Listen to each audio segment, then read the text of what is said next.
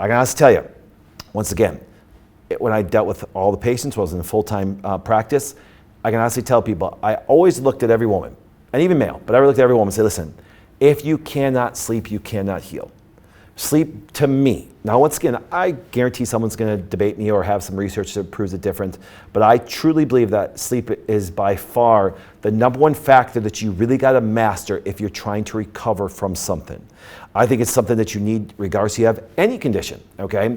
I can honestly tell you, my family's extremely healthy, but I'm always saying, okay, listen, around 9 o'clock, we're going to start getting to bed. Now, why 9 o'clock? We're going to cover that over the next couple weeks. But I want to show you the fact that, once again, sleep is by far the most important thing that we need, and if we can't sleep, we can't heal. So we're going to go through the guides. Now, Durham, I'm going to go through things like male and female. As you can see right here, I'm going to pop up research. We're going to discuss it. Here we go. Sex differences and sex bias in human circadian and sleep physiology research.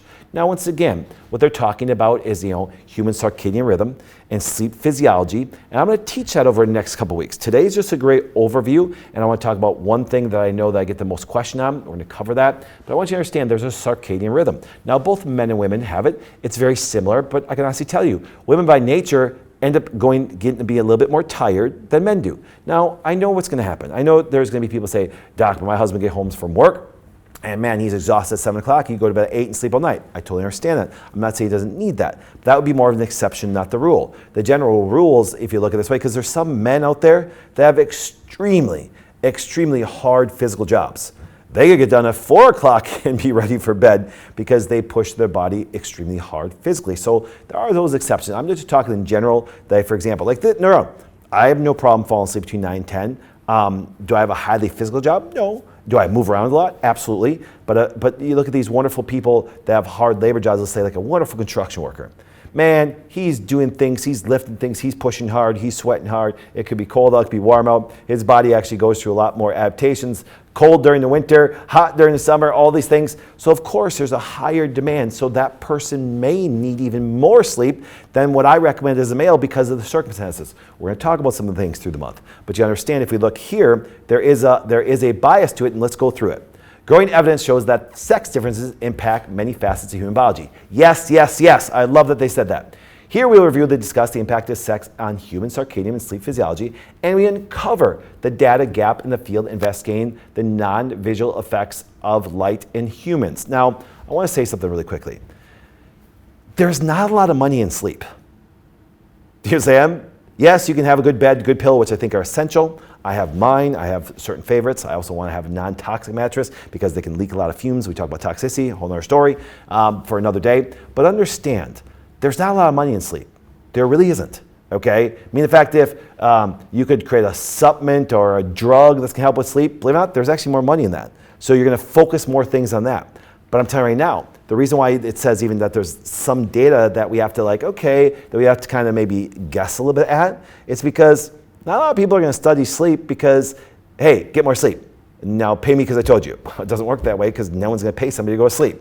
But that being said, the data that we're going to add to that way has some significant backing, but I want you to understand some of it has to be interpolated a little bit and be like, okay, I see this, and we're going to do that through a month, and I'll share with you. And I'll share you when it's just my opinion and stuff like that. I'm allowed to have opinion from everything I know of my background, education, what I've dealt with clinically, what you can read from research, and I'll share it with you, but I'll also tell you this is my opinion, okay? And there might be facts out there to justify it because, once again, a lot of stuff isn't studied. Let's go back. Here we go. A virtual workshop on the biomedical implications of sex differences in sleep and circadian physiology led to the following and imperatives for future research. Design research in an inclusive and accessible. Implement recruitment strategies and lead to sex-based sample. Use data visualization to grasp the effect on sex. Implement strategic analysis that includes sex as a factor and perform a group analysis by sex where possible.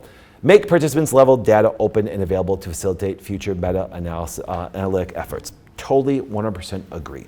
I think that is imperative to figure these things out. So we are going to do everything we can to collect our data from you, okay? And I say, Doc, how you do this? The one thing that I do love about our wonderful team, they put together so many great things. So if you take a look right here, we're gonna help you map this out, okay? So therefore, there's a QR code. Now, once again, I'm gonna leave it up for about 15 seconds. I'm gonna talk to you guys a little bit. But as you can see, your map to dreamland, all right? Your map, because everybody is different. Now, do I believe that there is some similarities between sexes, male and female? Absolutely. Do I believe that there's things that we can, generalize to most people? Absolutely. But just like I use some exceptional things about the construction worker, there could be a wonderful stay-at-home mom who just has a lot of stress because the kids are young, very busy, running to sports, doing all things like that. And she could be exhausted at 6 o'clock also. And therefore, I have more concern. It's going to sound funny. I have more concern for that woman just because of the things I understand hormonally and how it can affect them. But once again, it doesn't downgrade the importance for the male that's busting his butt and doing things. And vice versa, you can have a very non-highly activity job and you still need a certain amount of sleep. You might not have a lot of stress in your life. That's very rare for most people. But the idea is this. The one counteracting thing that really can do a wonderful reset of the body is sleep. Now, there's a lot of people saying, we're going to cover this a lot too. Or doc, I can't fall asleep, but when I get sleep, I'm fine. Or doc, I fall asleep fine and I can't stay asleep. We're going to cover all those scenarios. We really are. But I want to create your roadmap. The one thing that I have a perspective on is the fact that yes, there's similarities, but everybody's an individual. And on top of it, think this way. One day, you could have just a very beautiful day at work. Kids seem to be doing everything. It's just like all the stars are aligning. And the next day, the following next day, it could feel like, hell has been leashed upon your life. You know what I'm saying? And it's going to change things. So I want you guys to understand that. All right. Now, when you download that, you're going to see this. There's many steps. There's 5 steps that we're going to go going through. And once again, we're just going to cover a couple of them today. But evaluate, make a plan, build habits, reflect and celebrate, keep going. Do you understand? So as we talk about this thing, as we see the stuff that we have here, this is when you scan that QR code, because you're going to see there's some great detail. And I want to thank our wonderful team that put all this together. Yes, this is the stuff that we have put together from an educational standpoint through all the years, but putting together these wonderful things for you guys to have handouts. I cannot thank my team so much more than I can for their wonderful work of making sure that you guys have these things in your hand. So you just use that QR code. It's free. It's free. Do you follow me? And as you can see, the 5 steps. So what I want to do today is go through step number 1, okay? Is once again, evaluate.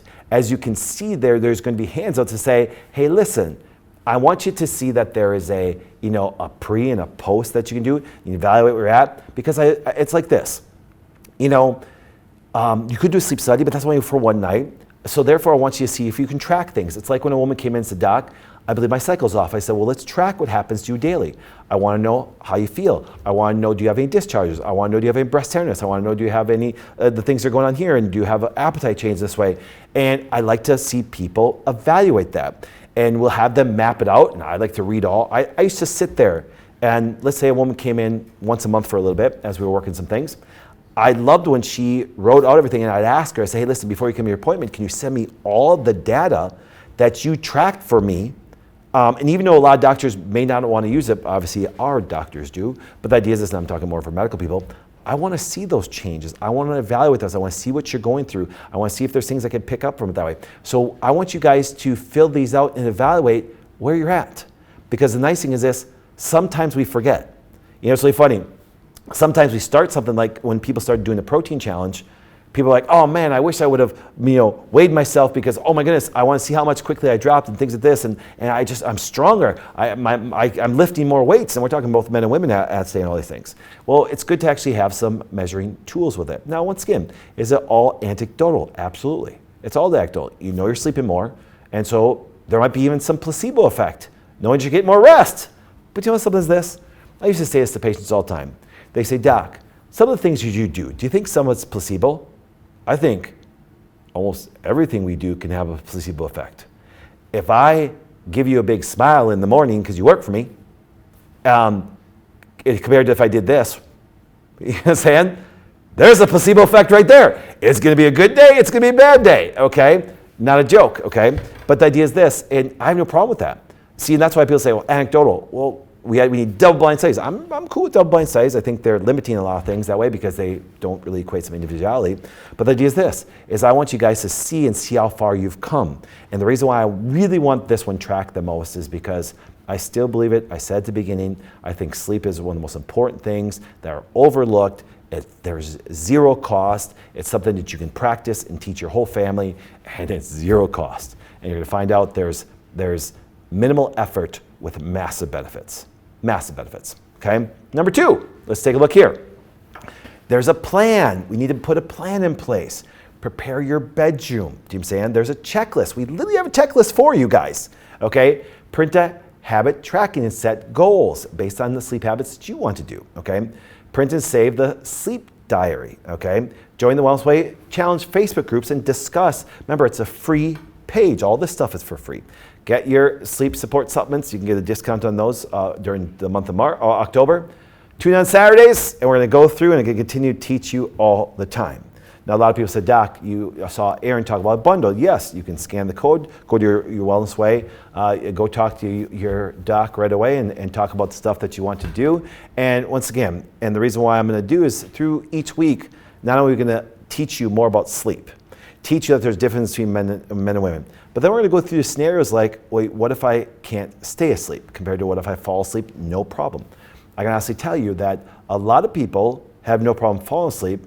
And I think the last couple studies I read that most people don't sometimes have a problem falling asleep, but they can't stay asleep, okay? And there's people on the flip side, Daron, you could fall asleep or can't fall asleep, and then when you do get sleep, you're just fine.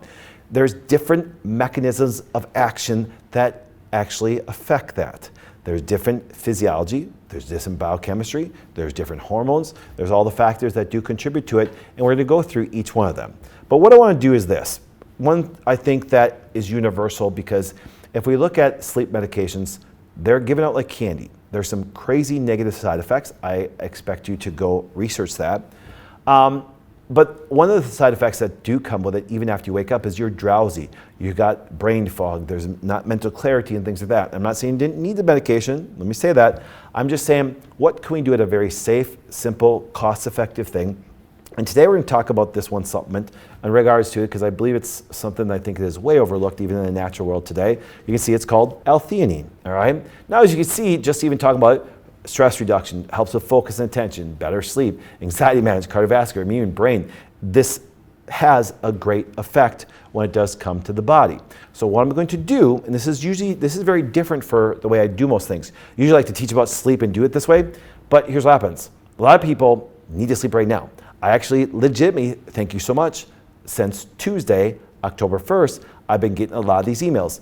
Doc, I actually went to bed at 9 o'clock and I sat there, I fell asleep right away, but I was awake by 11 and I was up till now 12 and and vice versa. Wonderful, we're gonna cover all these scenarios. So please do me a favor. If you're experiencing things during time, send me an email, pflynn@thewellnessway.com, pflynn, P as in Patrick, Flynn, my last name, at thewellnessway.com. And once again, put it on your tracking part. But once again, we're gonna talk about your scenarios and things like that are going on. Plus, once again, I'd like to see the data that's coming in. And, hey, your doc, you're on something? I did, I went to bed at 9 o'clock. Oh my goodness, I already got 2 emails just from people saying, oh my goodness, for some reason, I'm used to going to bed at 11 o'clock. I got myself and I fell asleep and I slept all the way till 6 from 9 o'clock. And I woke up and I felt dramatically different. Even if I go to bed at 11 and I wake up at 8, it's just the same amount of sleep, but guess what happens? But once again, we're going to teach you why that's so important. So let's take a look at what it talks about a little bit with L-theanine, the published research. In search of a safe, natural sleep aid. All right, here we go. Sleep deprivation is associated with an elevated risk of various diseases and leads to poor quality of life and negative socioeconomic consequences. I so agree with that. So agree with that. Guys, do me a favor. And well, don't do this during sleep month, but if you got like 5 hours sleep one night just because a lot of stuff going on, you can tell the big difference in the rest of your day. You really can. If you don't get good sleep at night, it will affect your next day. Okay, let's go on. Sleep inducers such as drugs and herbal remedies may often lead to a dependence and other side effects. 100% agree, okay? Both drugs and certain herbs can be addictive, all right? And so therefore, I'm trying to show people something a little bit more universal that will allow people to not be addicted to things because we were hoping that with lifestyle changes and some of the things I'm going to teach you today, that even some of the supplementation that you may get massive benefit from, you won't need long term. Let's go on. L-theanine, an amino acid naturally found in abundant in tea leaves, green tea especially, has anxiolytic effects. I knew I was going to drive you nuts while I was reading research on it, via the induction of the brainwaves without addiction and other side effects associated with conventional sleep inducers. Let's kind of read that again, okay? Basically, it's saying, hey, guess what? Without addictive and side effects associated with conventional sleep inducers. Well, that's pretty important. Blank is, I'm going to skip the word, is required for the initiation of high quality sleep in this study. And just to let you know, that word stands for sedative, a sedative effect, okay? This is a good fancy word. We will review the mechanism, safety, and efficacy of L-theanine. Collectively, sleep studies based on an actigraph and the obstructive sleep apnea, sleep inventory questionnaire, wake up after sleep onset, and autonomic nervous system assessment, sympathetic, parasympathetic nerve activities, and a pediatric sleep questionnaire suggests that the administration of 200 milligrams, now they're getting really specific, of L-theanine before bed may support improved quality, not by sedation, but once again, through a sedative effect, okay? Because L-theanine does not induce daytime drowsiness. There's the big one right there. It may be useful at any time of the day. The no observable adverse effect level for the oral administration of L-theanine was determined by above 2,000 milligrams. Think about that per body weight, kilogram per body weight. Okay, now I want you to think about this. So therefore, it can be taken to have a positive effect that can actually support the mechanism of helping the quality of your sleep. So therefore, this is going to be very good at actually helping a person maintain their sleep.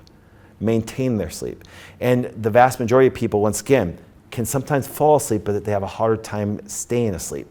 And that's why L-theanine, the reason why I like L-theanine and I've used it for 25 years, is the fact that it can have very little side effects, but massive efficacy and benefit, and it doesn't even cause you to be drowsy. I can honestly tell you, there's some times that I've taken CBD and the next day I'm like, oh, I'm all drowsy and everything like that. Because the cannabinoid receptor with CBD is very good for certain sleep mechanisms, which we will go through that in the next couple weeks. But the idea is this, L-theanine is one of those things that just happen to actually show very safe, natural sleep aid. That's the last, if you go back up to the slide here, last thing. The review suggests that L-theanine is a very safe, natural sleep aid. I totally agree. Now, let's take a look at this. A novel theanine complex, magnesium L-theanine, improves sleep quality via regulating brain electrochemical activity. Here we go. Now, once again, I'm just going to read a little bit of this. L-theanine is commonly used to improve sleep quality through inhibitory neurotransmitters. On the other hand, magnesium, a natural NMDA antagonist and GABA agonist, have a crucial role in sleep regulation. Now, once again, there's mechanism actions. We're not going to go through it today. But if you actually do this, if you take some form of L-theanine, but then add magnesium with it, you actually start to go through more mechanisms and increase the quality of your sleep. Well, can you get a good, yes, can you get a good magnesium? Yes, magnesium threonate is amazing. But it's much easier to eat magnesium-based foods than actually buying another supplement or buying anything else. So I wanted to show you right here. During the sleep challenge this month, I'd like to see you eat some pumpkin seeds, chocolate, cacao powder, cocoa nibs, chia seeds, quinoa. Look at Brazil nuts, chard, spinach, buckwheat, sunflower seeds. These are downloadable on the sleep challenge, on the challenge page. And once again, go to the challenge page, our Facebook page, just the Wellness Way challenge page. And these are all for you free, guys. The handouts that we have are free, the guidance, the evaluating, everything like that, once again, are free for you. The only thing that are not free are your supplements. You can get them at a discount at your local Wellness Way that way and stuff like that. But the idea is this, is these are things that are going to do a wonderful job of setting you up for having better quality of sleep. And so therefore, as we talk about when we want you to go to sleep, how important it is to get enough sleep that way, we're going to be actually educating you on the foods, supplementation, and other things help maintain sleep on a regular basis. And that's what I think people should actually have. And that's what I tell people. People say, Doc, something, I'm like you, I'm an emotional eater. I'm probably the most emotional eater you're probably ever gonna meet. You know what I'm saying? Not a joke. Because you know something is this? I don't do drugs, I don't do alcohol. We all have to have kind of an out, okay, for some of our stress relief. You know what I'm saying? And food's great. And that's what I said. Have a decent, with very little sweetener, cacao bar, chocolate bar. Have some pumpkin seeds, you know what I'm saying? Have a little handful of almonds, do something. You know, and what it does, it actually contributes to the magnesium that you do have and allows you to actually combine that with the L-theanine you take and have a much better quality sleep.